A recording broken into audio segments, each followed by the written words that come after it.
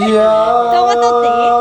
はい、焼き芋お願いします。1000円分でお願いします。でもね、ちっちゃくがいい、ちっちゃく。お店の人切るのめんどくさいと思うが。大変だけど。甘くて美味しい石焼き芋はいかがでしょうか？ねえ、ルイ・ヴィトンの石焼き芋。